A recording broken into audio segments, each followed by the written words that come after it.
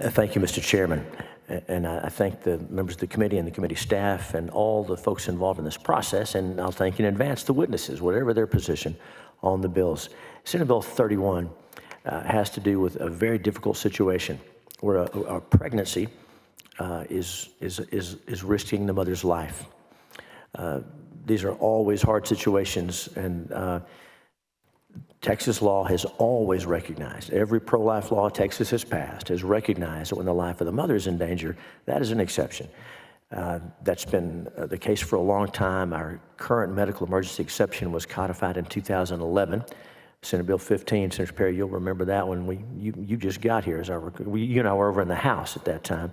And that's been the standard for a long time. There have been some recent court decisions interpreting that language.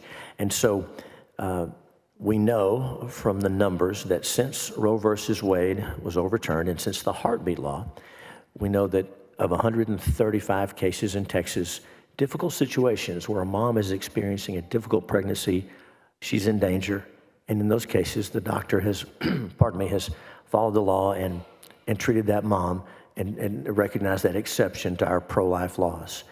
We also know, based on folks we've heard from and based on reports, that some doctors and some hospitals are not following the law. Most are, and we're thankful for that, but some are not. So the intent of this bill is to remove any excuse when a mom is in danger, when a mom's physical health, major bodily function, her life is in danger.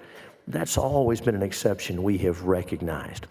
We want to love them both. There's a mom and there's a baby. We want to love and respect and protect them both. And that's really what this is about. So for some of us who are strongly pro-life, some of us see the issue differently.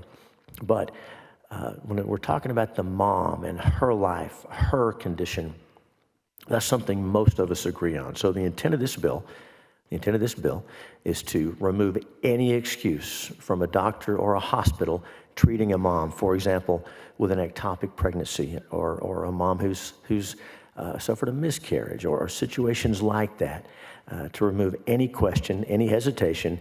And also, the bill requires that our physicians who practice in this area are trained on what the law is, and we also require the State Bar of Texas to develop an education course for attorneys that's offered free. And we understand from our friends involved in this process and from folks at the Hospital Association that all their attorneys will be encouraged to take this. It's going to be free continuing education so that lawyers who are advising doctors will not be giving them bad advice that's going to hurt those patients. That's what the bill does. You'll see a broad spectrum of folks supporting this bill, from the pro-life community, from the medical community. Of course, we want to get this right. We're going to hear testimony from a lot of people, some on, some for, some against.